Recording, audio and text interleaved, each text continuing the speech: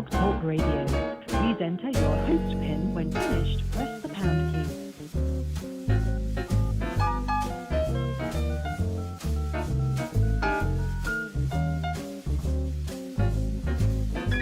Start your show now. Press 1. Your show will go live in 5 seconds. 4, 3, 2, 1.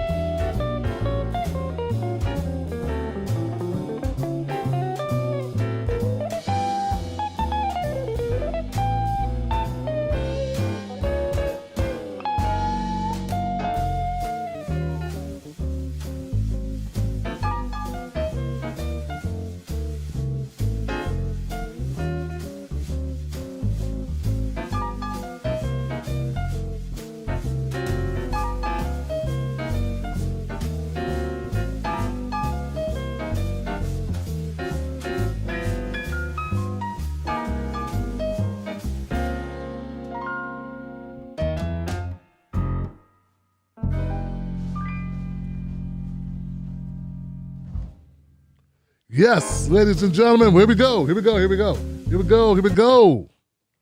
What up? What is going on? What's that happening? What is that happening, Johnson? What's happening? There we go. I hear that. Okay. Hope you guys can hear that. My name is Tim Black. Welcome to Freedom Friday on Tim Black Show, Johnson. And we got it going on here, Johnson. Yes, it's late. Yes, the nighttime is the right time. What is up, people? What's going on, man? Are we live everywhere? Can people hear this? Can you hear this thing? And my readouts are going. What's up, Sheldon? What's up, Black Magic? How you doing? Give it up for Sheldon and Black Magic in the house. What's up? Yeah, Johnson. Wow. Katrina, what's up? Susan, what's going on? What's going on, Shogun? The fight continues, Johnson. Oh, it does. Be one. Woo! Lord have mercy. What's up? How y'all feeling, team, huh? Elon Musk. Oh, no. Say it ain't so, team, no. Oh, God. So, we're in the house, Johnson. We are in the house. And so, I want to welcome everybody to the show. Once again, on Fridays, we got the phone number up. Yes, we got the phone number up. Tim, it's up here. 319-527-6212 is the number you dial into for Freedom Friday. And folks, I want to tell you that there's a lot happening. There is a lot happening. Okay, there's a lot to cover, man. I'm trying to tell you, there's a lot to get to. First things first, order of business. How was your week? It was okay. Feel free to mumble to yourselves at home. Asking me that shit for. It's over, Tim. It's over. I got through it. Some people are saying I had the best week of my life or one of the best weeks of the year so far. Always remember, everyone's experiences are different. Some people did all right. Some people did well. And everybody was, kung fu fighting. Everybody was kung fu fighting. Huh. But we have to get into it. Sheldon and Crypto Mojito in the house off the ropes. Off the ropes is coming at us. Boom. I appreciate y'all. Know this, guys. Get off me. Tagging along. I don't usually look back, Johnson. I try not to look back at what's happening. Because I went my own way, Johnson. I went my own way. I said, you know what? If I can't be who I want to be, I can't be myself, I might as well go my own way. What are we doing here? So I went my own way. And as I look back, what is left over, the detritus, the debris, the nonsense that is left behind me in my wake, I look back and I see nothing but, my goodness gracious, Johnson. I want to talk to all my people out there that support a lot of the black channels, the new black media. I want to talk to you tonight. I want to talk to all my people out there that support the new black media. If you support the new black media, and if you know what new black media is, okay? And if you support it, I want you to know I'm talking to you. Put a 1 in the chat. I want to know how many people here support new black media. It's important. This is important. So, goodness gracious, Johnson. We'll come back to it. Oh, Black Magic, I see you. I see you, Fatima. I see you. I see you. Yeah, okay. I got a few people that know what it is. If you don't support new black media, your all's mattering. Your all lives matter in us. Yeah, they all lives matter in us. You can't do that shit. White folks, you all lives mattering when you do that, if you don't support new black media. Because see, the new black media is the only black media that talks for real black people. The masses of black people. Those are the people talking for the real black folks out there. Because whether you're conservative or if you're more liberal or middle of the road or whatever you are, if you're a black person who's fed up with the system, who doesn't trust everything you're told, if you're a person that's tired of lying-ass politicians, but you realize that you are black and you hold a distinctive spot in America and in the world, well, the new black media understands that and it articulates that message. You're not going to find that anywhere else. So if you're not supporting new black media in all its forms, and there's a lot of different people, it's not just one style. I am but one small piece of the puzzle. There are others who have come before me, who have come after me, who have been doing their thing. But it's very distinctive because blackness and that experience of being a black person in America and an understanding of blackness and what that means, what that impact is on your life. You didn't choose it. You didn't wake up like everybody else. You woke up, you were who you were, and you're just saying, I'm this thing. And the world treats you a certain way. The world does that to you. You don't treat the world a certain way because you black. The world treats you a certain way because you black. Hell, we didn't even know we were black. We just thought we were kids.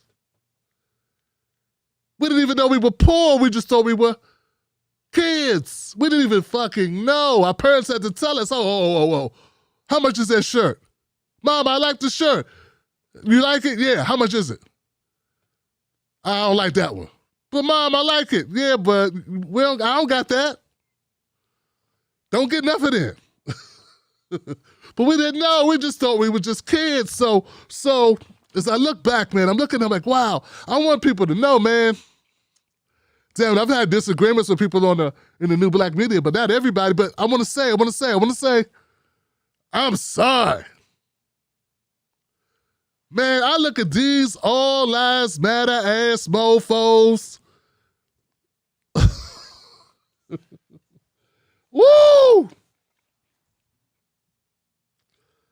I see why I'm where I'm at, because it's so much easier when you got a black person in front of a white audience, a 95% white audience, telling white people that it ain't nothing to do with race, it's all about class. When you got black people doing that, we in a different lane totally. Our politics is yo. I'm not with those people. You know what I'm saying? And as I'm looking back, because I'm getting my stuff ready for coverage tonight, and I'm like, what's going on? And I notice there's a lot of chatter across like the political, you know what I'm saying, the independent media political area. So I say, okay, let me understand what's going on. I try not to feed into it because some of my viewers don't give a shit at all about it. You know, I got stuff here about the government, about what's going on with that. I got stuff going on and other real hard news, but I said, let me know what's going on the internets. Let me know what's happening in independent media. And I'm looking at these people going buck wild, man. And I'm looking at this. They are so glad I'm out the way, Johnson. They are so glad I'm out the way. Now they could just all lives matter. All the remaining like black progressive types that'll put up with that list, like they're just so happy. They don't have a real fucking black man to stand up on the left and say, there's a bunch of racist assholes. Yeah, you can be poor, but white poor ain't the same as black poor. They're in two different stratospheres. White people don't even know this. What white people consider poor, and even what black people wish the average poor black person wishes they were, when they wish for being middle class, they're wishing to be white. And when I say white, I don't mean skin color. They're wishing to be what you consider poor white. Average black college graduate is worth less than a white high school dropout with a record. I'm trying to tell you.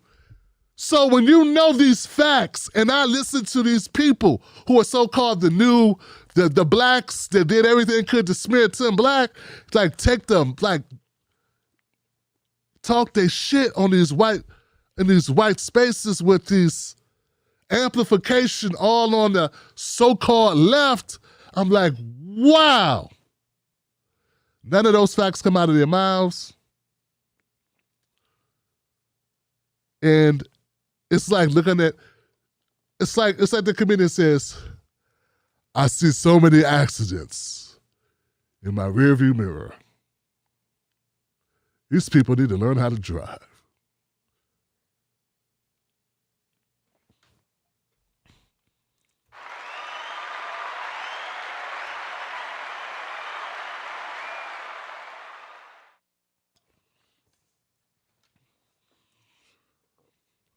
I actually saw,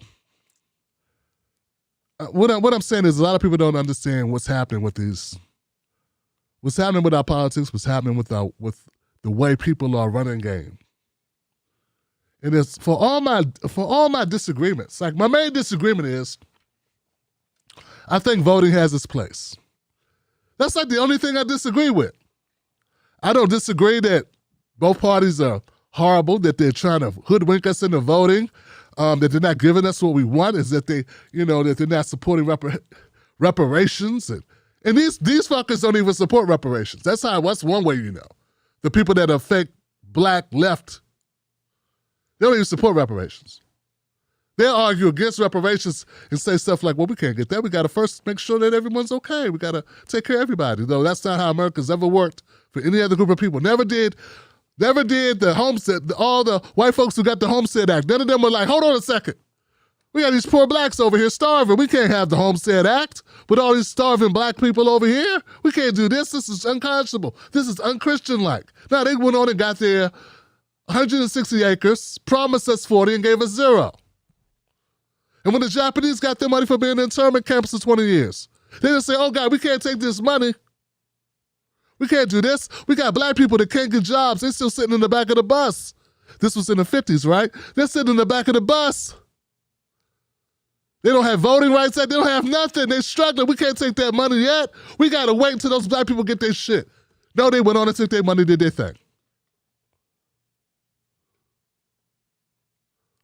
The Native Americans, the indigenous people, horrifically genocided across America, dragged, the Trail of Tears, all of it. Smallpox. Did their best to exterminate these people. As settlements were handled, as agreements were reached, though most of them reneged, a lot of them reneged, a lot of treaties reneged, when it all washed out and different tribes got different reparations. People, what? Tribes got reparations? What is he talking about? You don't even know. They didn't say, oh no, we can't do this. Black people still getting lynched all across the country. We can't take this money. Emmett Till didn't get lynched until 1955. It's 1920, it's 1930, it's 1910, it's 1898. We can't take this money. We can't take this land. We can't take these casinos. We got black people being lynched all over the country. It would be unconscionable for us to do this. It would be against the karma. It'd be against the natural order of things. We can't do this while black people are being treated this way. No, they didn't say that. They took their casinos, they took their money, and went on about their motherfucking business, Johnson. And what I'm telling you is, there are people that did their best to smear me, who talk nonsense about me, who were helped by a lot of white leftists who did not want a loud, proud black man married to a black woman with black kids in a black neighborhood who talk this black shit on the left with credibility. With credibility, interviewed presidential candidates, senators, Congress people, scholars, professors, on reparations and more. Been to rallies, support candidates, performed activism, organized in his community, did all of those things. They didn't want that loud black motherfucker because that black person was not a sellout and he was not going to get in front of people and say no shit like it ain't got nothing to do with race, it's all about class.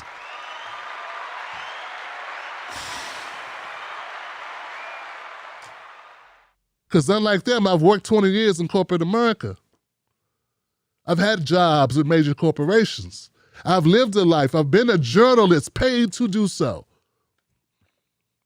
Unlike them, I'm a father and a dad and now a grandfather. I'm older and wiser. I've been around a minute. I'm not just coming up trying to make my bones. Got time to make a bunch of excuses. Can pretend that I don't know what I'm doing when I'm doing what I'm doing. And I look back today in my rearview mirror and I saw these mofos. All lives mattering.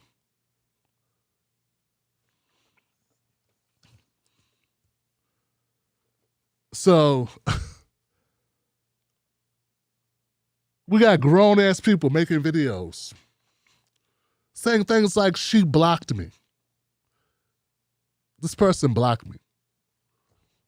I don't think I've ever did a video. There's a person, I don't know, what is he, 6, 7, 8, maybe 10 years older than me, with a video. I got blocked.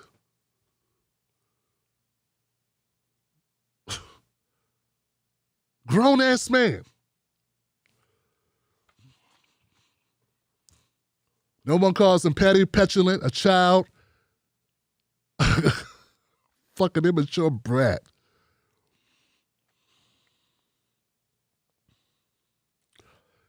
Look, guys, it is what it is. We got some news to cover tonight, but I want you to be keenly aware that if you know what if you understand the new black media, do I have some differences with them? I don't have those type of differences. We're not sitting around going back and forth about what blackness is and it doesn't matter and it's just about money. Last time I looked, when I look at the 60s, I look at those black men getting their asses kicked, they all had on suits. When I look at the number of doctors in America, I look at the male doctors, black men make up 2% of male doctors. I look at female lawyers, black women make up 2% of women, female lawyers. And then these people got the nerve to say that. And it works well because the audiences of these people do not want to hear the shit I'm saying because they don't want to accept reality. They don't want to deal with us. And these people are fine with not having to deal with the world that it is, but those same people say we should not deal with politics the way that it is. They're willing to deal with politics and say these corrupt parties are shit. And if you're in one of these parties, you are garbage, but they don't want to say that black people are getting the short end of the stick. It's not the same. They don't want to point out the differences there.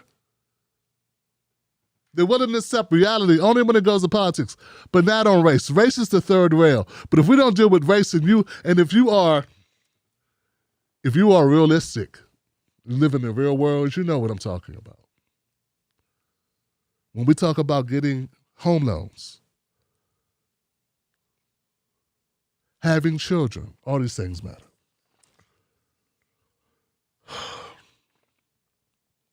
Malcolm X once said, we didn't land on Plymouth Rock. Plymouth Rock landed on us. That's a true statement. I don't support any candidate's every move. I just don't. And I support any person in black independent media, black new media's every word. I shouldn't have to, but I do support the premise that they understand that we're in different worlds. And if you want us to be in the same world fighting for the same thing, we got to be able to come up. We have to be able to, black people got to be scraped off the bottom of this world first. And if there are black people that are knowledgeable, that have audiences, and they're not talking that, they are shit. That's the first order of business. If not, you are disingenuous at best, a turncoat piece of shit at worst, and you are all lives mattering. The movement. You ain't got to be a Black Lives Matter supporter. But damn it, if you out here all lives mattering, when we can rattle off statistic, fact, data point after data point about where we are, black people, you, your cousins, your nephew, and if it's not you and you went to Harvard, like my distinguished lawyer who I had a beef with, and you have a totally different lifestyle, recognize that's not normal. That is the exception, the extreme exception for Black America. So we got to get off the bottom. And then we can be. It just makes sense. I want a turkey in everyone's refrigerator if that's what you eat, if you eat meat. You don't have to eat meat. But there's no saying, a turkey for each table, a chicken in each table, something like that. Chicken for everyone's icebox. It was a saying back right after the Depression. There was a lot of talk about trying to create a middle class because there was no middle class, and white people weren't even doing as bad as black people are doing now. White people were doing bad, but they weren't even doing as bad as we are right now. We're in a constant depression in this country. Okay? And they had to make a decision. They had to create a middle class for white people, or there was going to be a revolt because white people were not going to take not having jobs, being underpaid, starving. They were not going to take it. They had to do something. And that's where the New Deal and the Fair Deal came from. But it did not include us. But America knew it had to do something. And all I'm saying is, America has to do something. Because we never got our New Deal, our Fair Deal, our 40 acres a meal. We never got it. To my brothers on Facebook, both black, white, Latino, Asian, whatever you are, I'm going to talk to my sister, but let me talk to my fellas first. What kind of brother would I be? What kind of man would I be? Because some of you are not children. Some of you are grown-ass adults who have families for yourselves. And I know we disagree on some things. But I want you to ponder. Ask yourselves, what kind of man would I be if I just worried about getting mine? What kind of man would I be if I did not bring up these important facts when I have a platform? It's one thing to be run off your platform and run out of town on a rail. I get that. But until said time comes, if you have a platform and you are not articulating what's important about what is happening, what kind of man would that make me? If you believe what I believe, and I just told you what I believe, no caveats, no biting of the tongue, being very honest and transparent with you. If you believe what I believe, as I've painted it to you, and I was instead talking about everybody get a horse and a pony, what would that make me?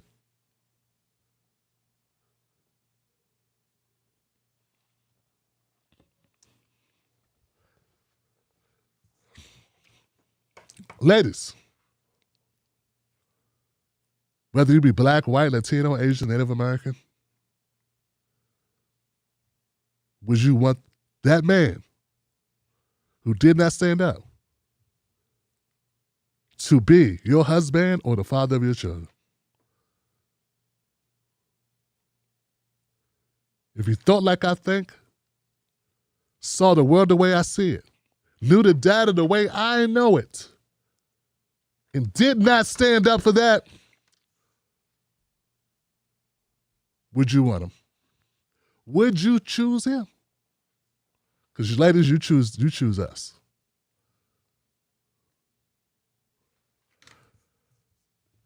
Okay. That's it.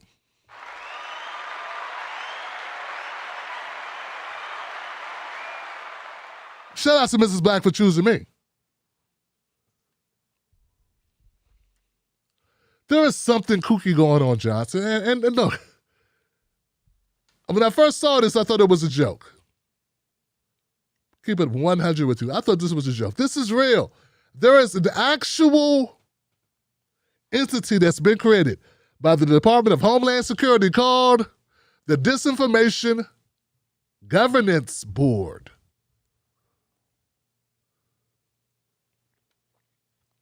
Are you creeped out yet? It's creepy, Johnson. This is creepy stuff, Johnson. Orwell would eat these free speech warriors on toast and still have room for bangers to smash. The uproar and right-wing monkey house over Biden's Disinformation Governance Board rings a little hollow. So this was taken by something on the left, obviously, making fun of people on the right who are going, what the hell? What is a governance board and what does it do? Sounds like something controlling free speech. The uproar over Homeland Security's Disinformation Governance Board. What is this thing? Disinformation Governance Board to tackle spread of misinformation in U.S., focusing on Russia and the U.S.-Mexico border. Okay, so first of all, so that we're all clear, it took a while. Those are three different entities. One is Fox, one is like something very much on the left, and one of the others is sort of like in the middle. Okay, it's so that's what you have to do with every story if you want to be somewhat accurate. You got to kind of look at all sides when it's a highly contested type of storyline like this. So the Disinformation Governance Board is something newly created by the Department of Homeland Security. Initially, I could not find out what it did at all, what the objective was at all. Didn't make any sense. The way it's being framed on the right or in conservative circles is that this is going to come take away our free speech. Right in line with the whole Elon Musk thing.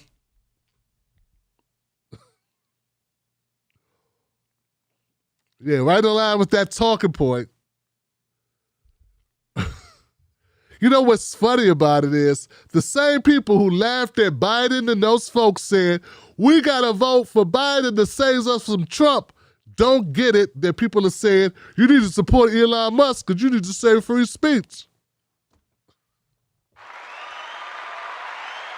You don't get it. They always do the same thing. They get you to support something for some reason that's not even tied to the thing you're doing. And they keep doing it. Rinse, repeat. Rinse, repeat. Okay. Vote for Bush because they bomb, man. They got weapons of mass destruction, and then you find out there's no weapons of mass destruction. Same thing they did with Bush. It's the same thing. It's bait and switch every time. Okay, back to this. The Disinformation Governance Board. According to the DHS and the secretary of the DHS, it's supposed to go after people planting misinformation. Apparently, this is the theory. The theory is that people are coming and flooding our borders because they're being told, hey, man, they're giving away PlayStation 5s. Everyone gets a PlayStation 5. Not only you get to stay when you get to America, you get a PlayStation 5, an unlimited Netflix account, and a house. So they just keep showing up, Johnson, and they show up and they go, hey, where's my PlayStation 5, man? Where's my house? That's one of the reasons why they say so many people are flooding the border. So one of the jobs of the DHS organization, this board, is supposed to be to come up with ways to combat that. To stop the flow of misinformation is misinforming people all across the world that come to America where they give you free stuff. Okay? That's what the organization says. If you listen to Tucker Carlson, you get a totally different story. It's because they don't want you to say things.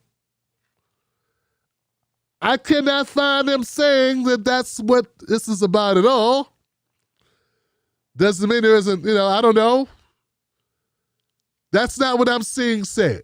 No one said, I can't find an iota of evidence that says that this disinformation board, governance board, is to stop you from talking on Twitter. No, I can't find it.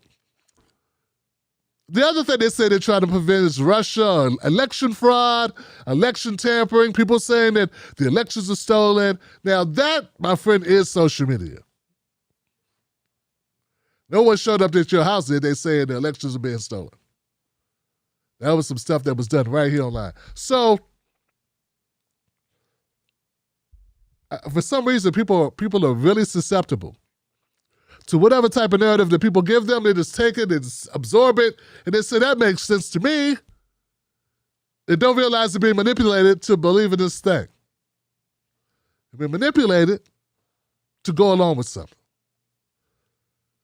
And this really works because you got this word organization that sort of sounds a little bit like Trump. Like, they would not see here. When I first heard it, I thought fake news. Now, I thought about Trump with his fake news thing. Like, Trump started a commission that was very similar. It had a different name. And his job was to go after fake news. Ring a bell? But see, no. Remember all the fake news shit? You guys don't remember this? Oh, of course you do. It was under Trump.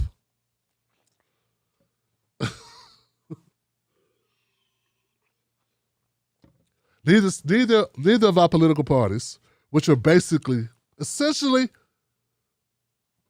one unit, who just pass the ball back to each other every 4 years or 8 years, depending on how well the other team holds the ball, carries the ball in their previous 4 years, will determine if you get it for 8 years. But you're going to get it back. Neither one of those organizations, once information is not good to its donors, out there too long. And they all have basically the same agendas.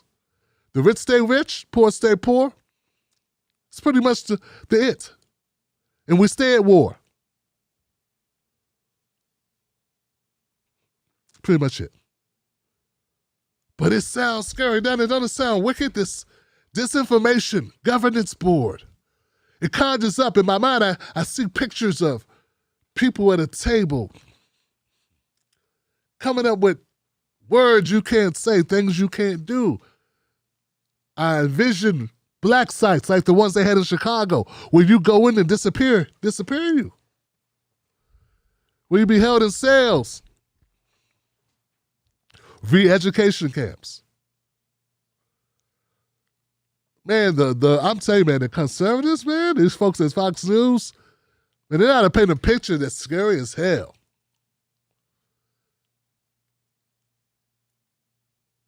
I have no evidence of that happening. But it sure sounds scary. It sounds daunting even as I'm even telling the story, Johnson. And believe me, if there was such a thing on the horizon, I'd be really concerned about it because I'd be one of the prime suspects about to go. This is what I do. What I do is talk about things they don't want me to talk about. So, of course, I'd be concerned, but that's not what this is for.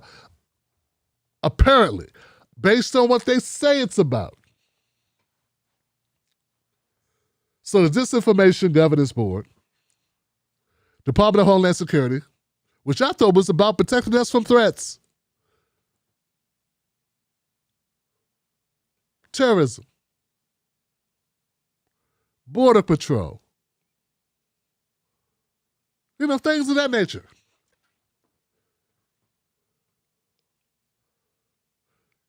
Information travels. I get where people could be misunderstanding this.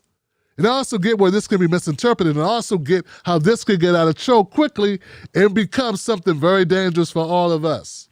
So I'm going to be keeping my eye on it. Because I can see how this can become a slippery slope. Don't get me wrong. But whenever we get riled up on something, and they get to run around like a chicken with their head cut off, with their hair on fire, with no pants, whenever they get to do that, they make a whole lot of money off of your hysteria. And all I'm saying is, based on what I'm seeing right now, this is little more than people listening to the same shit they've been hearing. I mean, just yesterday I was on Twitter, and this guy sent me a stupid-ass tweet. And I replied to him. My first word was moron. Moron, XYZ, you don't know what you're talking about, blah, blah, blah. And I got a message back from Twitter, and it said, most of our people on Twitter don't use this type of language. Would you like to re-edit your message? And then send again? This is under Elon. I mean, at least he gave me the option if I wanted to edit it before I sent it. I've been getting messages like that on Facebook too. So, yeah, it's a possibility. Things could get worse and worse. I mean, they want to control people. We know this.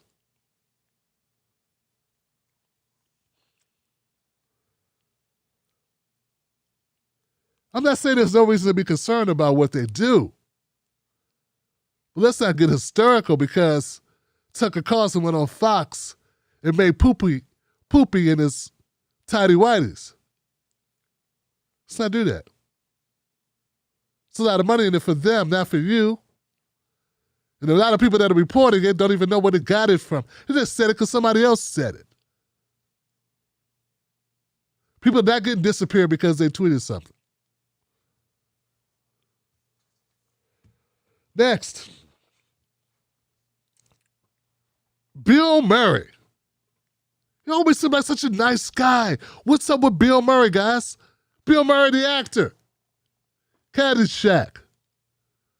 Groundhog Day. Sunshine or something, Sunrise, the sun. All these movies, all this stuff. Should I forget? So many things he's done. He was in the Zombieland movie. He's been in a lot. Bill Murray's been in a lot of stuff. And now he's in a lot of stuff. No cap. He's in a lot of stuff, y'all. Check this out. Let's see if I can find this.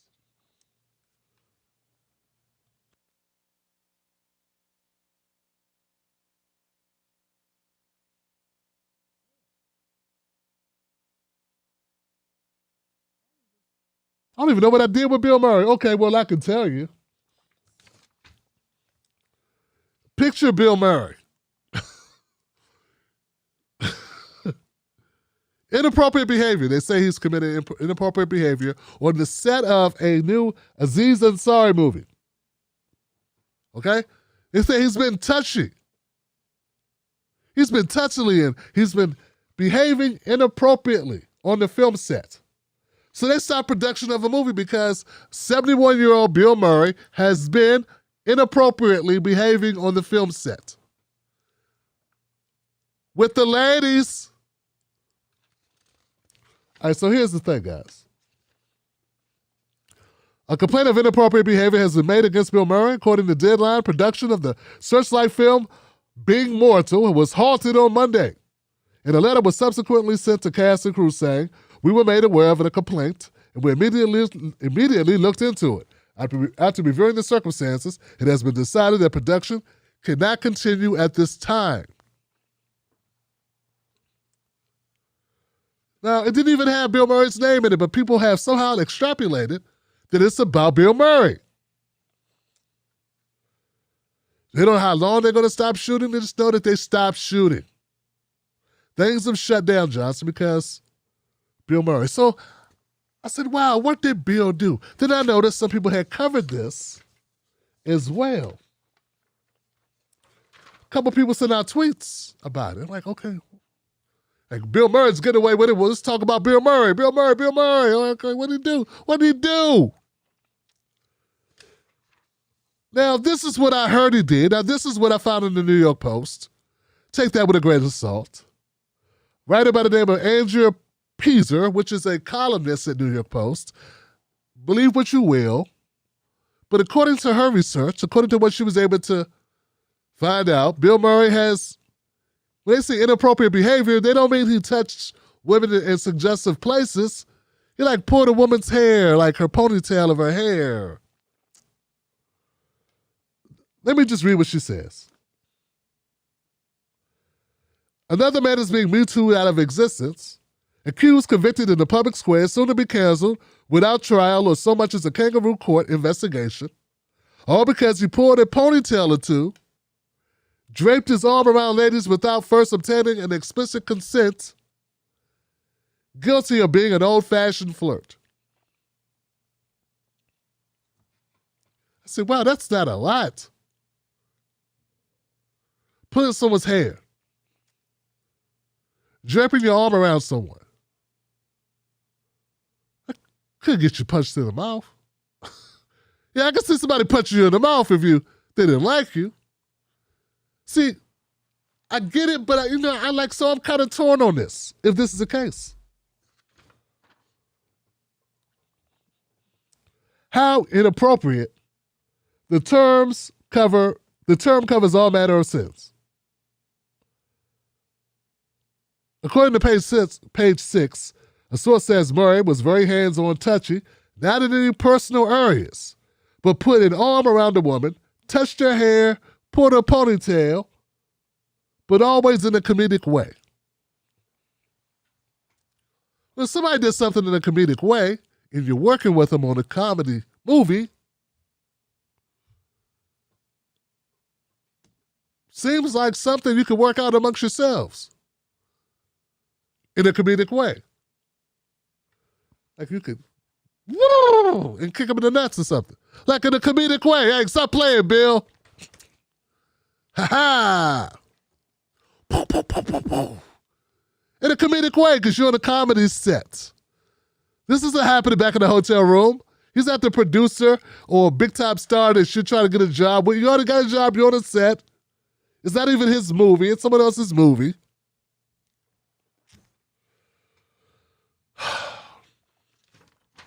Murray is no Harvey Weinstein-style sexual predator. He's not even Bill Clinton-level harasser. He's not accused of hitting. That's funny. He's not even a Bill Clinton harasser or Joe Biden harasser, sniffing hair. He's not accused of hitting on, groping. He's not accused of hitting on, groping, injuring, assaulting, manhandling, sexually or otherwise, yelling at, using profanity toward, or as much as launching a harsh word or a bad breath, in anyone's direction around the movie set. And surely, the writer goes on to say, surely, Aziz Ansari, the comedian, should have came out and defended Bill Murray. Here's the thing, guys. Aziz Ansari probably will not come out and defend him because Aziz got in trouble because he took a woman on a date like 3 years ago. Remember that? He took a woman on a date and he was like a bad date or something. And it was about him being a bad date or things didn't go well or it was something. He was gone for like 2 years. Lost his show. So he's like, Jesus Christ, Bill. Here we go again with this Hollywood. I know Aziz is thinking he should stick to doing stand-up. What's the worst could happen?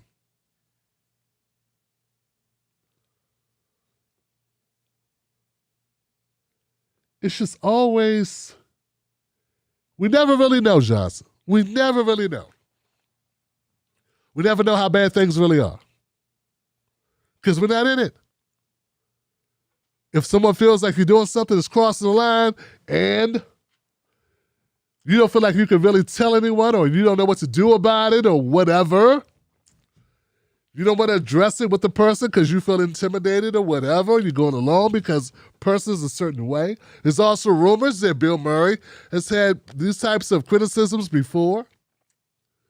One of these nice, funny white guys that kind of has always been a little handsy, a little touchy, kind of behind the whole I'm an old guy and I'm just flirty type of thing.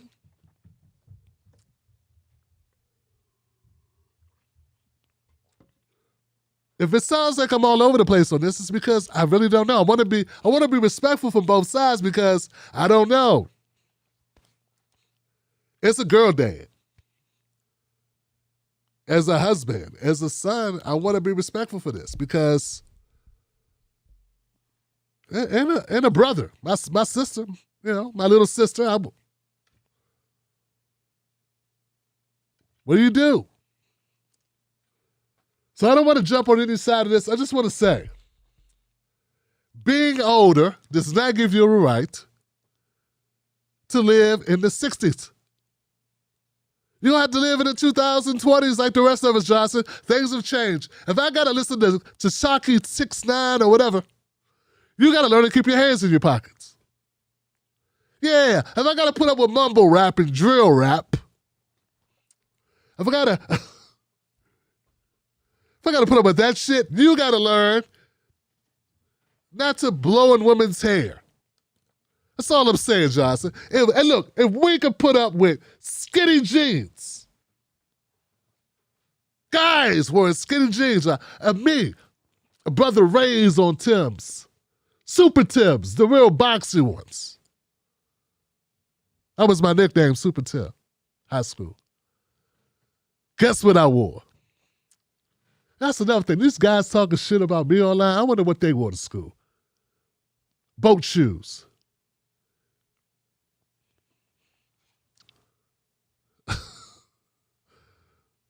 Or those little karate shoes with the culture. It's about culture. It's about culture. Here's the thing, guys. This is the point. If I could put up with... I've had to change. I've had to adapt and get used to seeing guys wearing skinny jeans. I went from girls wearing sassoons to guys wearing skinny jeans. And look, you got to adapt. So let's not hide behind, I'm old and I don't know how to adapt. Oh, come here, little lady. Willoughby. It's like the 50s. And yeah. On the same token, people got to learn to use their vowels. Got to be able to tell a motherfucker, no. Just like that, no. Then if the mofo acts crazy, then we get security. Because sometimes people need to be told. There are things I've had to learn that I didn't even know about. I remember one time I'm used to calling black people black, but I didn't know you could call white people white, you could call black people black, but you can't call anybody else, any other color. Because if you do that, that's considered racist. I had no idea, Johnson. These are like rules. None of the other colors in the box are allowed to even be said. Who knew? I must have missed that class in school, that all the other colors, you can't say those. Because even if you are black and you have no power to control the destiny or the life or the economics of anybody in that box, even if all those other people in that box are here of their own accord and all can get a corner store faster than me, I can't say what color they are to describe them. And if I do, I'm considered racist. This is what I learned on Twitter, Johnson. And it was a black woman who told me. Yeah, you know who you are. I wonder what kind of shoes you wore. Next. Oh, okay. Bill Murray, grow up. I don't know if I'm going to update you on this or not. If something happens to him, like if he gets, I mean, he didn't grope anybody or anything. He didn't suggest it. He didn't invite anybody back to the room. He didn't. Made people feel uncomfortable on the set. Probably enough to get fired, though. I mean, you know, if you think about it, if you and I did anything at work that made people uncomfortable, we get fired or written up, right? It would not be a news story. It'd just be, hey, who wants Kevin's chair? Know what I mean? It'd be like, yo, who's going to work at his shift? He ain't with us no more. You know what I'm saying? But since it's Bill Murray, it gets to be a big story. Like if you worked at FedEx and Sylvia was like, yo, dude is creepy. Dude keep getting handsy. And they had to keep talking to your ass, it would not make page 6 or page 56. It'd be you would get deep sixed. It's just, I don't know, I just thought it was something. So it's only a big deal. People talk about getting canceled. Look, us working people get canceled all the time. It's called fired. We get fired all the time. When you work in the public eye and your job is to make money off of people looking at you and you're a star, they call that canceled. But you get canceled all the goddamn time, Johnson. And it ain't a culture. It's called having a job. And this is called being unemployed. And no one goes viral for that shit in the real world. Oh. The only place you go viral for getting canceled when you're a working person is at your family cookout. Or with the family network when the mom and your sister talk about you. And your wife and your mom talk about you behind your back because you lost your job again. All right, next one, next story. I think I have this. Folks, believe it or not, Elon Musk and AOC are at it.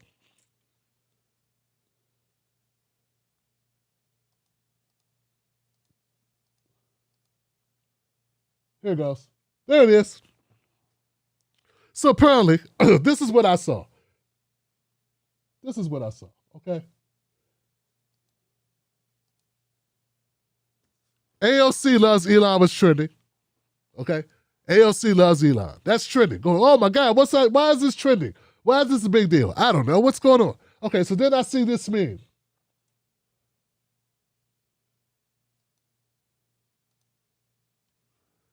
And I see AOC chasing after Elon. And they put the sticker on Elon, as you can see here, propaganda, I love free speech. Yeah, you mean sort of like white guys being able to say the N-word? Free speech. Free speech. Yeah.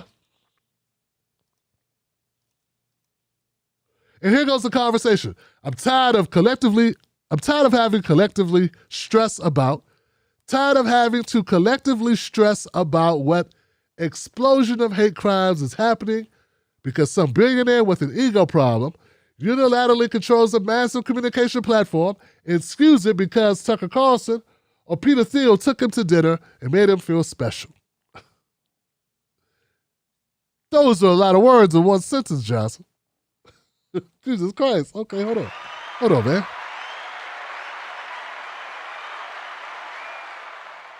Johnson, Jesus Christ. I'm tired of having to collectively stress about what explosion of hate crimes is happening. So there's an explosion of hate crimes? And they're tied to a billionaire with an ego problem? Unilaterally controlling a massive communication platform? And excuse it because Tucker Carlson and Peter Thiel took him to dinner and made him feel special? And then Elon responds, stop hitting on me, I'm really shy. So here guys. Here's the deal. Elon Musk and all the rest have realized how good it is to join into and get into it with AOC, because AOC will respond to you and get in an argument with you. AOC will go back and forth with you. Now, I'm betting you this, Johnson. There were at least 100 videos about this. Make that 101. Yeah, it's called the media business. This is what we do. We talk about things that people want to watch. And this feeds the algorithm. This feeds the conversation. This is what Trump was doing. This is what AOC's been doing. So, look, I'm not even defending her because she do the same thing. She go after someone and makes noise on Twitter. She go after this person, that person. They all do it. All the politicians make tweets that are very basic, going after someone. They've all went after Elon. They've all went after Bates or no one goes after Gates. They all have gone after Bezos. Okay, so this is what they do. The Waltons. This is the way the game is played. Elon is just picking up Trump's playbook. That's what I was trying to tell you. That's all they're doing. Like, it's just the social media playbook of how to get attention and annoy people. Milo, remember Milo Yiannopoulos? He picked up the book at one time. He knew what to do. Say certain things that incite people. Before him, way before him, there was Joy Reid. She was doing the same thing. Roasting Christie. Governor Christie in Florida. Calling him Miss Christie. Then she says she got hacked. In the Wayback Machine or something? I don't know. So this has been a game from day one. Make as much noise as possible on social media, and it will help you. Elon Musk is doing the same thing. AOC's been playing the same game. Maybe she's met her match.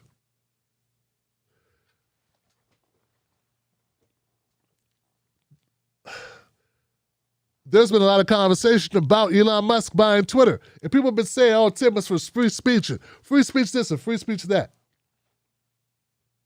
Okay. I found one tweet that kind of explains it all in one little tweet. The whole reason why, the entire reason why this thing is very much not a great thing. And it's got nothing to do with the things you would think. It has to do with who's clapping. See, the people that are clapping for a reason. They're happy for a reason. Why are they happy to black? Why are people happy?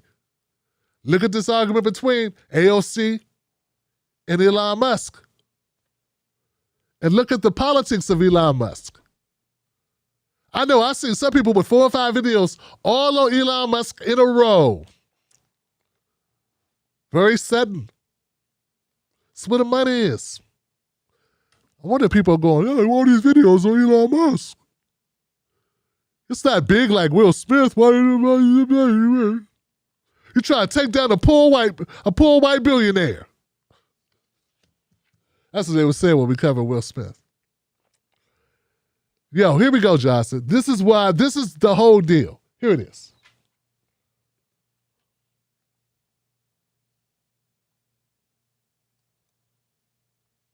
Shit.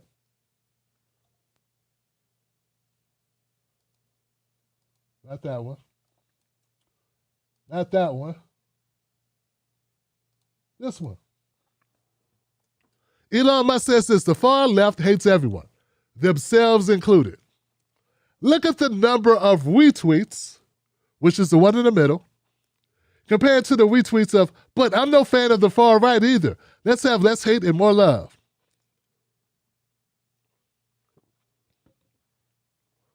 Look at the difference. It's almost 3 times the amount of retweets when Elon takes a jab at the far left. Case closed, face closed.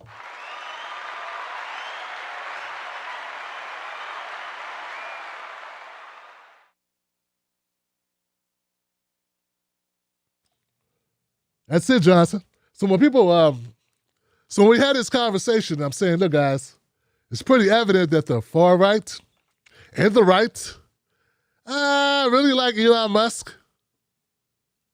And when you say free speech for them, what are they talking about? What is it in free speech that they want to say exactly that they aren't allowed to say?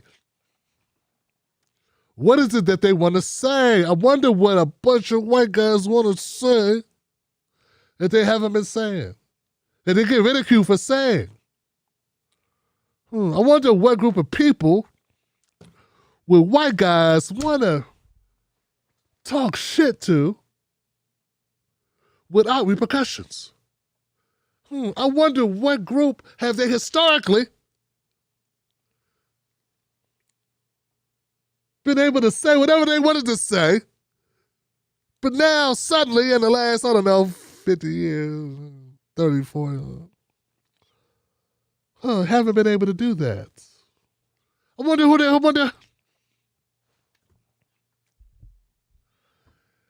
Look at the tweet. That's all I'm saying. Look at the tweet. Look at the number of retweets on, hey, the far left sucks, compared to how many retweets there were about the far right is that good. Would Lee want to believe that there are a lot more people who like the far right who are following him, or who do not have a problem with the far right that are following him? And now he owns Twitter. The end. So later for all your analysis, later for all your predictions, it's right there, Johnson. This is very basic, Johnson. It's very clear. There are more people shitting on the far left that follow Elon Musk than who are shitting on the far right. Now, the people in the far right are the ones responsible for the terrorist bombings. When I think of far right, I think of people like Dylan Roof and every other terrorist action that's taken place in America in the last 30 years. When I think of the far left, I think of some loud white lady. Or I don't know, someone hitting somebody with a bike lock, maybe. I don't know, but you get my difference. There's a difference in, when I think far right, I think, Klan. I think, Proud Boys. The Doobie Brothers. I don't know, what's those guys? Some guys and some people are brought on their shows that they like, hey, you should get along with them. They want health care too. I forget their names. But one of those type of motherfuckers. You know what I'm saying? So there it goes. Those are people like Elon Musk. So when people say, oh, Tim, Elon Musk is a hero.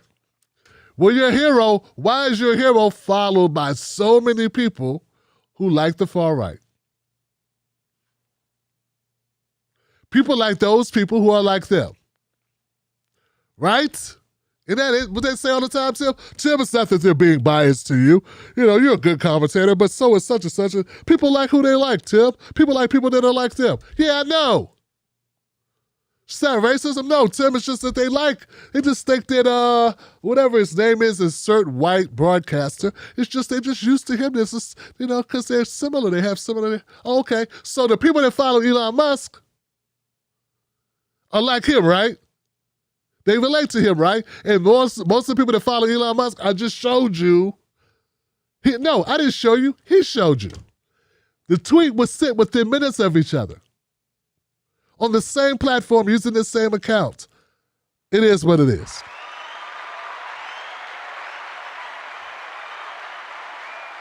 I rest my case. Fun times, Johnson. Fun times. What else we got? We got something else? We do have something else. We did Disinformation. We did All Lives Matter. We did Bill Murray. We got a coach kneeling. That's it. We got a coach that took a knee. There's a coach. Very interesting story, Johnson. Okay, so let's go to the first one. This coach right here had an unknown how an unknown high school football coach landed in the center of a Supreme Court religious liberty case. Okay, so this coach, he used to kneel like this at football games. High school football games, he'd take a knee. He'd say a prayer. A lot of the students liked it. Some of the students did not like it.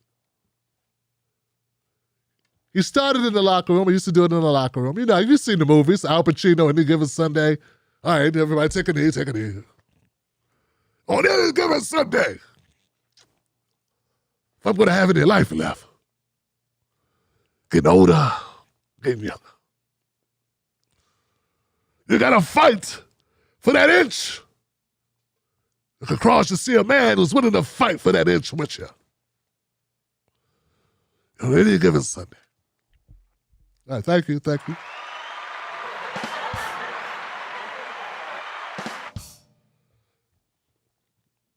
So he would do these little speeches inside the locker room with the players. Hey, nobody get hurt. Let's go out there and show what we got. All praises due to Allah. No, he wasn't praying to Allah. I'm joking. Not Allah. But he prayed to somebody. Then they go out on the field. And then it kind of evolved. And it got to the point where after the game, he ended up at the 50-yard line, taking a knee, saying a prayer. Here's where the problem came in. Not all the students are Christian. And now we got people joining him, taking it in. It became somewhat divisive. Some people that may not have wanted to participate were participating because others were participating. And they felt a little pressure to participate. And there's some parents that loved it because they're Christians and they love it. They think it's good. Kids are praying. Nobody got hurt. Coach was like, hey, I never said you had to pray. I never demoted somebody or made them sit out a game because they didn't pray or something. In fact, one of the team captains never prayed and never cared. It's not a problem. So he ended up losing his job. And part of the reason is that high school did not want it to seem that they were getting complaints, and they didn't want it to seem like they were inserting religion or religious preference into the school. Can't have that. So here's the thing. Now it's a Supreme Court case. And it brings up the question.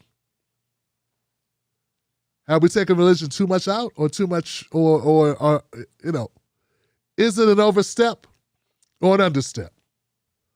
And it's really hard way to look at it. I mean, it's when you look at it, okay, if you never demanded people pray, it was voluntary. But if some people felt, it's sort of like the same thing with Bill Murray. If some people felt, I don't feel comfortable with this, is that enough to say we can't do it? And aren't there already rules and regulations and laws about religious preferences and things like that? Haven't we already crossed this before? This is America. Haven't we already made a decision about religion? As far as how far can it go into the workplace? How far can it go into the school? Okay? In a non-denominational school. So someone also, I saw this comparison. Because some people are behind the coach. They're like, hey, the coach did nothing wrong. There's nothing wrong with praying. And there's nothing wrong with a prayer at school after the game. As long as you do it voluntarily, what's the big deal? So anyway, some people are saying, so one person can take the knee and you guys fight for it. The other person takes the knee and it's time to go to war.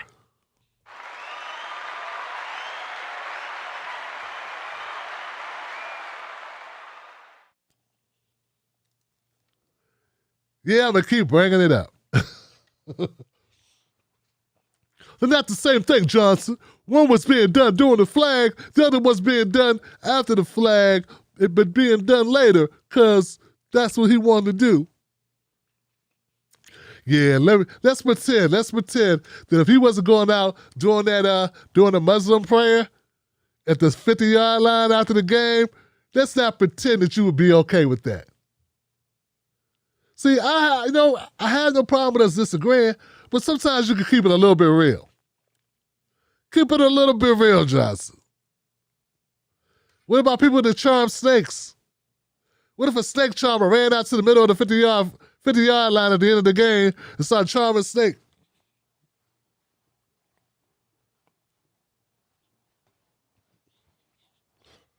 What's wrong? What's wrong?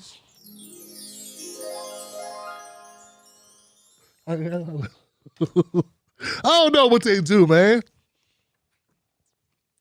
That's their religious belief, man. Religious freedom, Johnson. Snake charming ceremony. Hey, man, that's a serious thing, man. You going to snake hell. I just want to know if you want to live forever. By the way, Colin Kaepernick may be going to the Raiders. Maybe. Hey, look, I don't know what's going to happen with Kaepernick, but it better happen soon, because I'm here to tell you, Kaepernick, my knees are starting to hurt.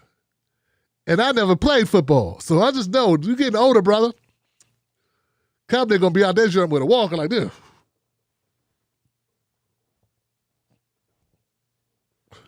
Just stand loose. I still got it.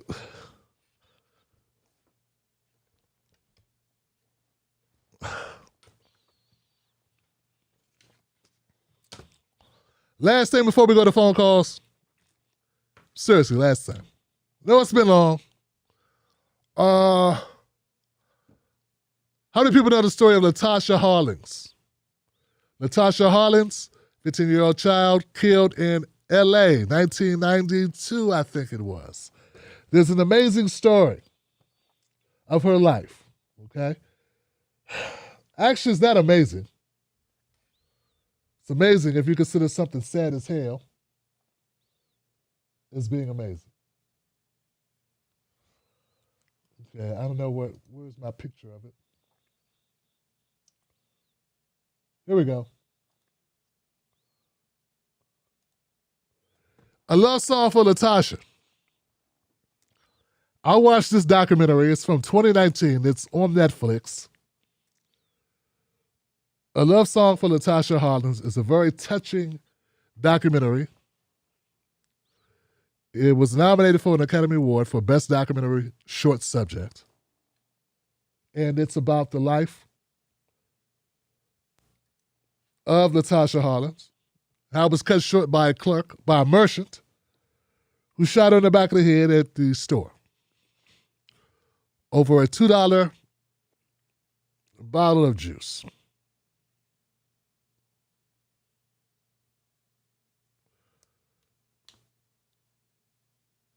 And she didn't even have the juice, and she paid for it. And this merchant was convicted of shooting and killing her, and she got community service. A lot of people talk about the Rodney King. They call it the LA riots, and they attribute it to Rodney King. But just a couple of weeks before Rodney King, there was Latasha Hollins. And some would argue, who were from South Central, would argue that is the real reason why there was a riot. The real reason was there was a 15-year-old child by the name of Latasha Hollins who was shot in the back of the head and killed instantly by a Korean merchant who got community service for it.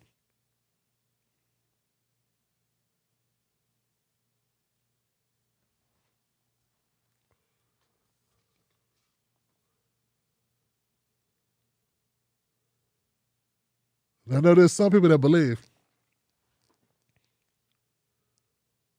that we just have a class issue.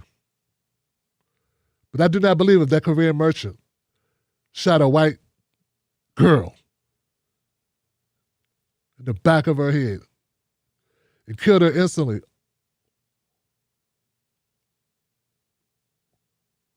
And she walked away.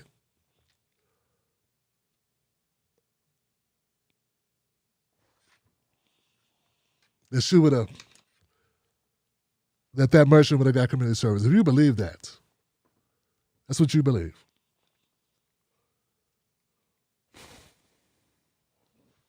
Yeah, you got a problem with the truth, Johnson.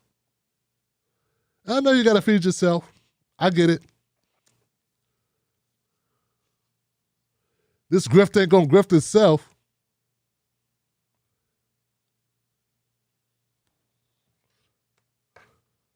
We're not cut from the same cloth. Just know that.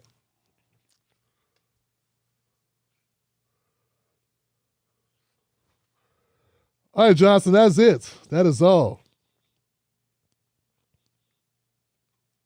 Tulsi Gabbard unfollowed me. I just wonder if I can get 100,000 views off that. Tulsi Gabbard unfollowed me on Twitter. Wah!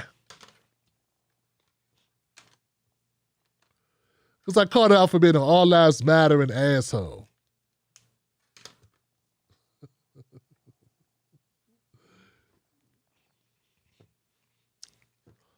Yeah. Just throw that out there.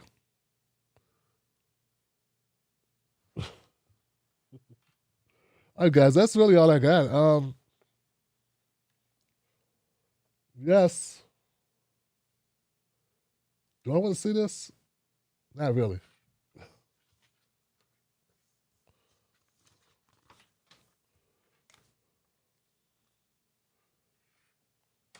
All right, Johnson, I'm going to go to phone calls.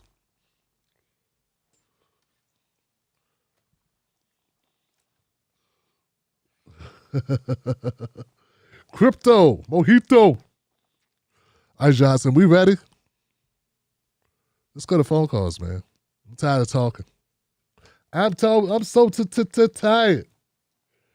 517, you're alive. What's your name? What's your comment? Tim Black. This is your old friend from the Bernie Bro days, Thomas Elming from Lansing, Michigan. How are you, man? Wow, what's up, brother? How you doing? I'm good, man. How are you? I'm excellent, fam. What's going on? What's up? Two things. I don't think that Biden's going to be able to do the rest of his term. Like, what is that, 24 plus 29 months he's got left in term? I don't think he's going to make it, man. He's shaking invisible hands and looking like he's got dementia pretty bad. And what do you think about voter ID? And with that said, if we were to install some kind of program to get people under the poverty level free IDs?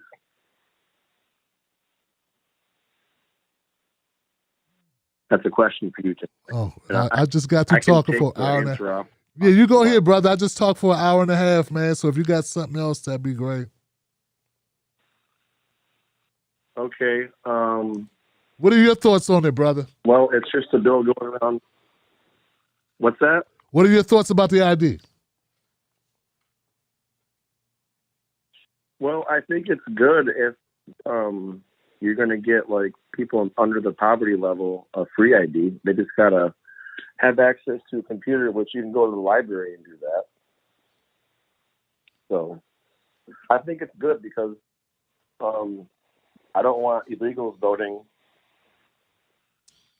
in Michigan elections. And all you need in Michigan is a slip of paper from the Secretary of State that they mail you that says you're registered to vote.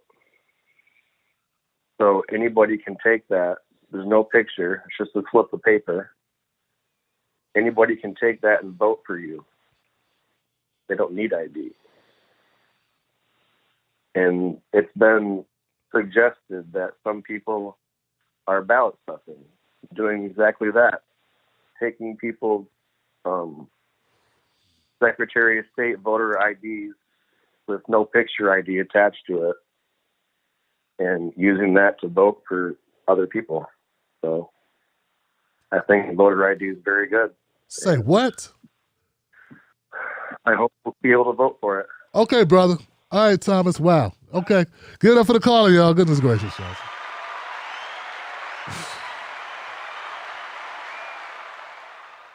Looks like the right has won with this argument about we should be worried about who's voting. Half America doesn't vote. More than them.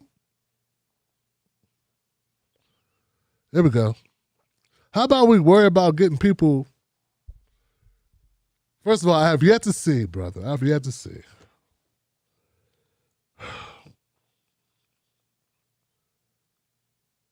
The election fraud that I'm concerned about is actual election fraud. You're talking about voter fraud. Which I've yet to see in any material way. You know, be as, you know, a lot of people like risking 20 years or something. It's like saying, okay, you know, it's sort of like when I worked security back when I was in high school, and I went to this loss prevention. I went to a loss prevention training class, right? And when I found out that most thefts come from people inside the company.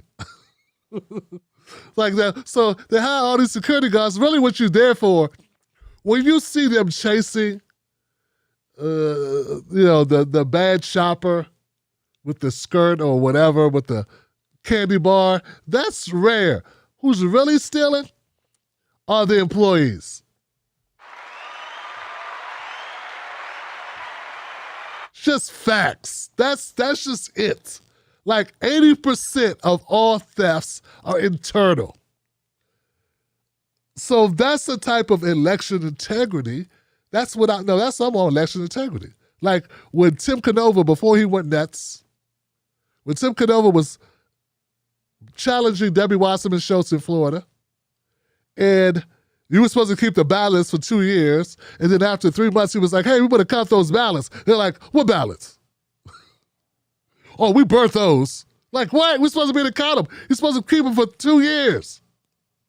Yeah, we lost them all. See, that's in-house thievery. That's what you should be focused on. When you got people say, well, you got illegals. Look, when somebody's, I just don't buy into the notion that people are crossing the border to vote. They cross the border for a lot of reasons.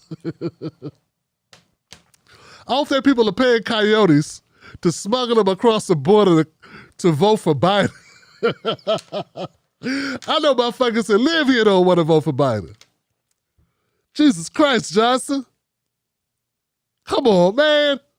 Are our heads that far up our asses that we really think this shit? Hey, come on, man. Come on. Somebody's really crossing the border to vote for Biden. Or Gretchen Whitmer. Come on, man. Dog. You're killing me. Y'all killing me. Just anything. Just anything. It's just, God damn it, Justin.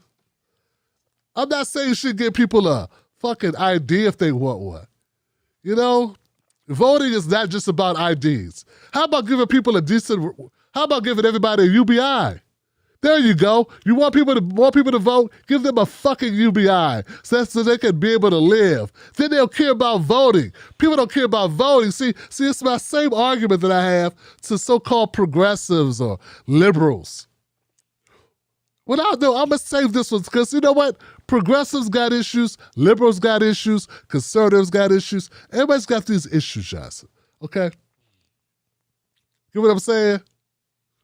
Everybody's got, it's things I've noticed, little idiosyncrasies. You know what I'm saying? So like, the liberals will admit that there are black problems. Progressives don't. Progressives is all about class. So they don't even recognize, they're like, it's all about class. Then I say, well, you know, 60% of black people live like this. They go, this is class. No, but why is it only 20% of white people live like this? Because of race, dumbass. They go, well, let's not focus on that part. So, but if you really want people to vote, Johnson, if you really want people to vote, give them a UBI, then people be able to vote. Then people will be more concerned with voting. It's sort of like when I say, hey, why are you trying to do outreach to former Klan members? Why don't you just go talk to some gangbangers? Why don't you talk to some kids in the hood and get them to vote? They don't want to do that. They want to go talk to white guys who think black people are mud people. That's more interesting to them. It's more interesting to what some fat guy who got a Klan robe from some rednecks from a liquor store, from a Salvation Army or some shit, and he put in his closet, then and some nice Klan guy who has 10 robes gave him one of them.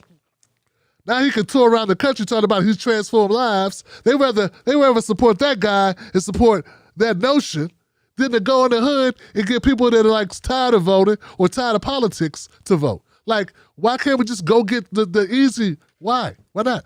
Because I don't want to even call it a blind spot. There are these biases.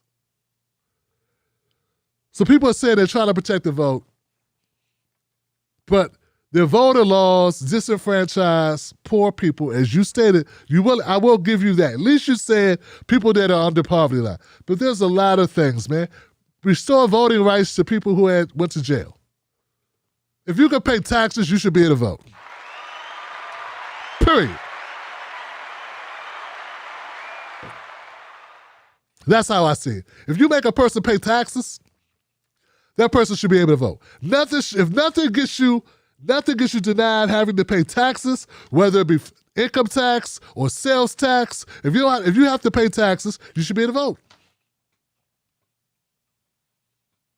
Now, if you say, okay, if you're not a citizen, I'd say, well, once you get your citizenship. But understand what I'm saying? That's where I'm going. I can agree. I can understand why a person who hasn't applied for citizenship, hasn't applied, you can say, hey, we can't have just people voting who don't have a stake in the country. I get that. But if you work in America, if you are a citizen of the United States, and you pay taxes, you should be able to vote, Johnson. But look at all the people that are disenfranchised because they have a record. They cannot vote. I know that one story that I covered of that sister who voted, who they told her she could vote, and just she voted. They said, oops, no, you can't vote. And then they gave her like 10 years or some shit. Well, they ended up, I think that's back in court, and I think that got rescinded. I think it was rescinded. But that's my point. That's where I'm at on this. But let's not get caught up in this. These people want us to focus on these are small numbers, Johnson. These are small. This is petty. The amount of people that are risking going to jail.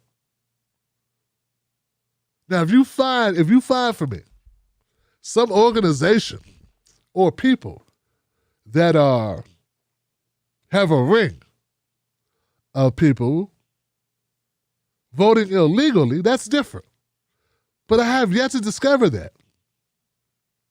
Trump just used all his facilities, all of our U.S. money, to try to find that. He could not find that. He just wanted, that was his claim, that he lost because all these people that should not have voted. And he has not proven that. He did not prove that. If he did prove that, it's been hidden. Okay, so I don't buy into that, brother. So I hope that answers your question, man. There are senior citizens that have no reason to have ID, bro. It's not just if you're poor, it's senior citizens, man. You don't realize how many people are in bad situations who don't go to the library. Shit, man, they still have libraries? Hell, I know they were shutting down schools in Chicago. They still have libraries, Johnson? When's the last time you went to a library? I can remember the last time I went to a fucking library. When's the last time you went to a physical library? Who does? Or if you do go to libraries, don't pretend that you are common. You are not common. If you're still going to the library, you are very rare. That is you are like seeing, I don't know, man. You're like seeing a dog that could ride a skateboard. You are rare, Johnson.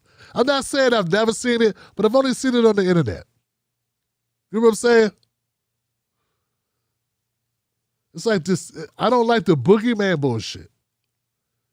The boogeyman bullshit of these people are voting for us. I do believe, Johnson, that there are many, many jobs where they are pushing certain groups of people out of jobs. I do believe that. Now, that's different. That's different, But see, what you're suggesting is a nefarious attempt to get people to vote a certain way. You know what I'm saying? And that, how could you control that? I mean, you're talking about people that come in this country who don't even speak English, Johnson. How would they know how to vote? Why would they have a preference for Biden? What is it about Biden that would make people want to cross the border and say, well, I want to vote? That would be like the last thing on your mind. You know who commits the least amount of crimes? Undocumented people. Because you know what happens when they get caught? They get kicked out the country. So undocumented people commit way less crime than U.S. citizens. Way less.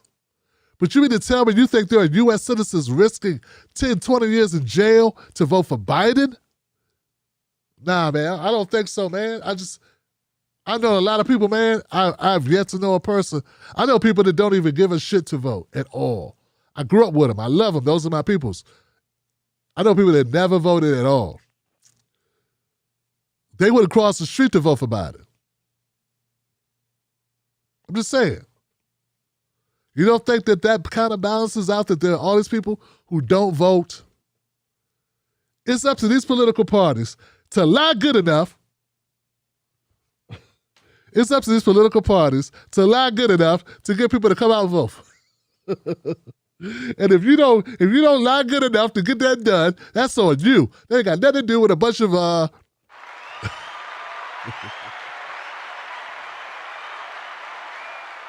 What about Trump beating Hillary? How did Trump beat Hillary, Johnson?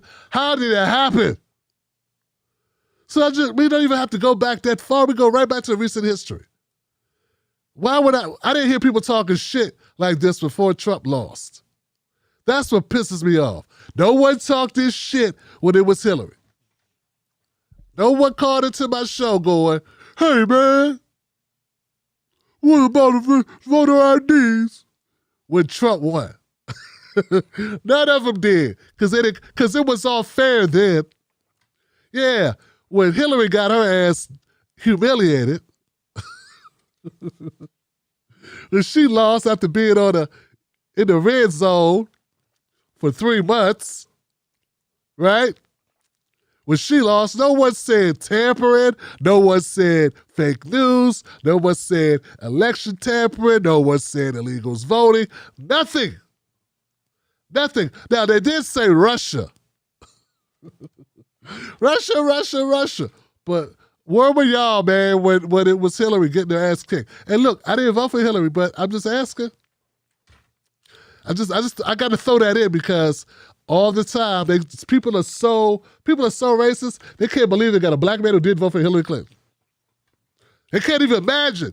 Their heads explode. And then their heads explode again when I say also didn't vote for Trump. Boom! Oh my God, brain matter all over the walls, Johnson. Because to them, you either this way or that way. They can't imagine. They say they're independent. They talk this free think shit. They love talking it, but at the end of the day, they are not free thinkers, Johnson. They regurgitate Fox or they regurgitate MSNBC. They don't take the time like I do to look at both of these liars and go, both look like shit, or both, this is true and that's true. That's kind of a common. They don't do that because they don't have time. And I get that. I get it. But when they see, they do not believe it. So all I'm saying is, where was all the people making these arguments back when Trump won. See, it wasn't advantageous then. And when you have these arguments, why don't you, when you make these arguments, do you think to yourself, hey, why didn't I think about this when the Trump won? See, that's the problem, man. Don't all lives matter me on this shit. All lives matter me. All these variations. All right. I'm going to try 847. 847? It's on you, 847. What's your name? What's your comment? 847, Bobby P, guy from the shot. 847, always revving. Again in the wolf pen. Nina's vote is getting closer, so fingers crossed. With Union's beginning, nothing ends if she lost. Now, Nina warned us that she might disappoint, right? One of the first criticisms by Nina's opponents was that she was going to serve her constituents. She wasn't going to serve her constituents, that she was going to serve the nation's progressives. I don't know if you guys heard that one. And afterwards, she eased her neighbors over TV interview, saying her primary focus was going to be her local community and, not her Bernie Sanders agenda or whatnot. You know how the media is really, getting on the progressives. They're not sparing her on the heat. She's not squatting it up like the 18. She's not going to do that for us, maybe. So I'm fine with that. And if you think about it, Turner will be kind of like Mrs. T. So she has the mohawk and the feather chains. So if she were to form over the squad of the 18, that would be really nice. But I'm prepared. I'm prepared for it. And I recall when AOC didn't visit the Amazon Union Drive, one of her reasons was that it was not in her jurisdiction, even though it was kind of close, right? So I'm prepared to not see anything huge from Nina, and that's not in a bad way. And I've seen the Congress progressives being wrangled and scapegoated for Biden's problems. I like to think she would vote for Medicare for all, sustainable living, and education. I don't know if she'll free Assange or vote for UBI. I don't know how that goes because UBI is a really hot topic. I've been always for UBI. I hope we get there. But, we'll see how that goes. And Tulsi taught me that, I can't be wrong. I thank Tulsi for that because she kept me humble on that one. Nina Turner's focus really is on people more than the international shareholders. Unlike Kristen Sinema, Sinema like the movies because she's all theater, or Joe Manchin, like how many toilets can he buy off the low wages he denies hardworking West Virginians? And they're hardworking, man. This guy's just buying mansions left and right, And I remember you were talking about The Rock and how he's saying how people turn rich to wealthy. And I was like, that's one way to make themselves rich and to wealthy because you get this political power, you get these family dynasties. They're just getting all the imbalance of equality, and his state, the people get like the worst social services, and they have the with all the energy they made, and they're like a central part of our history. They've been there since like the beginning, and we can do a lot better, I think. And so I'm more hopeful no matter what happens with this election, this vote, because of Amazon and the other huge U.S. mega companies like Starbucks. We're having Americans form together like Voltron. It's awesome, and we wouldn't be needing these unions if billionaire employers didn't like hog up the profit pie. They take all the profit pie for themselves, and we really were asking for parental leave and some more vacation time, and let's be real. I've been to so many jobs where it's just like they're saying at Amazon, they get you in, they're just trying to get you out, they're trying to get you fired, and people out here trying to have careers and a stable job that. I remember I have family that they used to work for big companies and they'd be there for 20 years, 30 years, retire, and huh?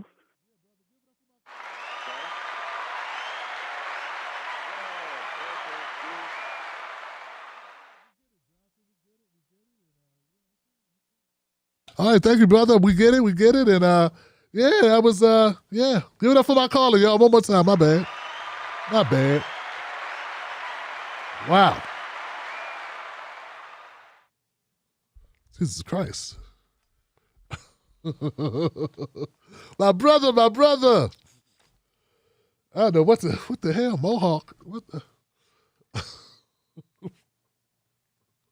my brother. Oh, I tell you, man, it's tough out here. I guess it's gonna be a short Friday, man. It's okay. Hey, look, guys. I had a great D1. What's up, man? Anyway, guys, it's all I can say is there's some changes coming to the show. We're working on some stuff, and I know I keep telling you that. I'm gonna stop telling you and just show you. Thank you so much for being a part of the show tonight. I want to say what's up to my members of the Wolfpack. My moderators always, Courtney SLP, David Melford, D1 in the house. I appreciate you guys coming through. Sophia Martinez in the house. I see you guys. Bo's Einstein in the house. I appreciate you. I appreciate you guys holding it down. I know it ain't easy. It ain't easy being cheesy. What is going on, man? Don't let it get you down, man. Enjoy your weekend. Have a great, safe weekend, man. Remember, go to jointimblack.com to become a member of the show. Also, support us on YouTube or Facebook. Go to watchtimblack.com to catch your shows. I want to say what's up to Shorty Hughes. It's party time. Love you, Tim. Keep doing what you're doing. Crypto Mojito in the house. Bo's Einstein in the house. No love for Elon and his rich pals. They all mistreat their workers.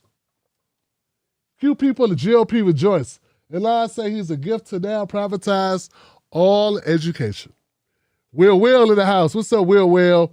Crypto once again. My people for holding it down. It's all good, Johnson. Hey, I'm Tim at TimBlackTV.com. What's up, Gary Wolf? How you doing, brother? All right, Lady Jack A in the house. And I appreciate you guys. Thank you for doing what you do. S. Daly in the house. Tim Nichols.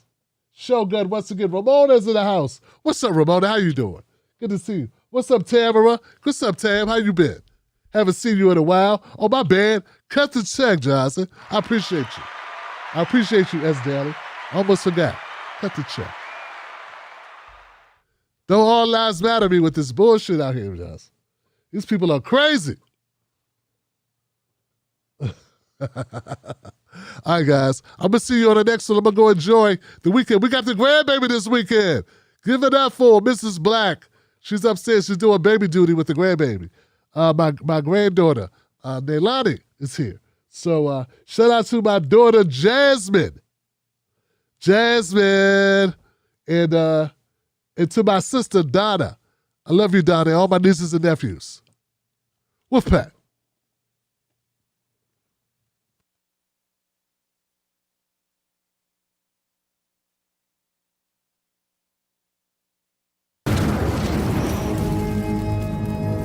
Don't fall for the banana in the tailpipe. Don't be fooled by Thank you for corporate using media Blog talking Talk heads Radio. misleading Goodbye. the people. Get your news and information from an entity that keeps it real. Tim Black. Tim Black is the host of The Tim Black Show. Independent news that leaves you informed, inspired, and sometimes entertained, but always in the know. Go to TimBlackTV.com and sign up today. The Tim Black Show is news for people who can't stand the news. See you there. Let me ask you something. Do they know us?